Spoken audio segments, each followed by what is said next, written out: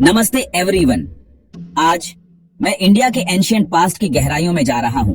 एक ऐसी नदी के सीक्रेट्स अनवील कर रहा हूँ जो पवित्र गंगा और यमुना से भी पहले की है। हाँ, बिल्कुल सही, मैं बात कर रहा हूँ इल्यूसिव और मिथिकल सरस्वती नदी की। इंडिया को अक्सर नदियों का देश कहा जाता है। यहाँ नदियाँ सिर्फ वाटर बॉडीज नहीं है, उन्हें पूजा जाता है, उनकी आराधना की जाती है और उन्हें लाइफ लाइन्स माना जाता है जिन्होंने हजारों सालों से सिविलाइजेशंस को पाला पोसा है।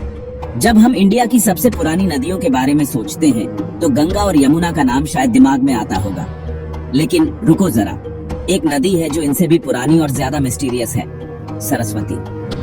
Mentioned in the ancient texts of the Mahabharata and the Rigveda, Saraswati नदी को एक माइटी और होली नदी बताया गया है जो कभी इंडियन सबकॉन्टिनेंट में शान से बहती थी। सोचो जरा, एक ऐसी नदी इतनी पवित्र और पुरानी कि वो हमारे सबसे पुराने ग्रंथों का हिस्सा है।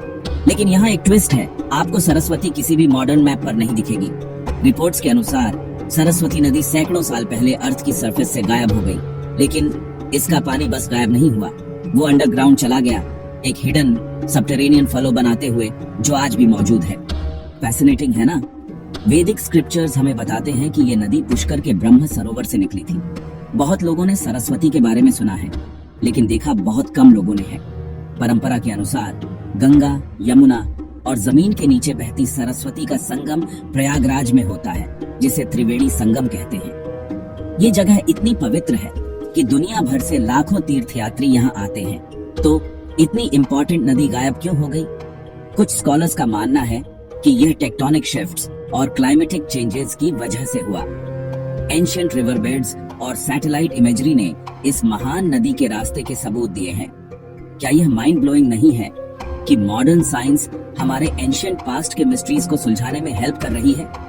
सरस्वती की लेजेंड हमें याद दिलाती है कि इंडिया में नदियों का कितना गहरा कल्चरल और स्पिरिचुअल महत्व है।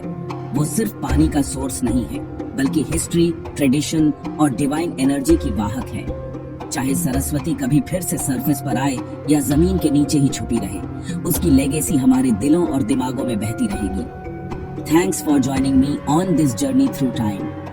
अगर आपको भी यह स्टोरी मेरी तरह इंट्रिगिंग लगी तो लाइक, शेयर और सब्सक्राइब करना मत भूलना। चलो साथ मिलकर हमारी दुनिया के इनक्रेडिबल मिस्ट्रीज एक्सप्लोर करते रहे। अगली बार तक क्यूरियस रहो और डिस्कवर करते रहो।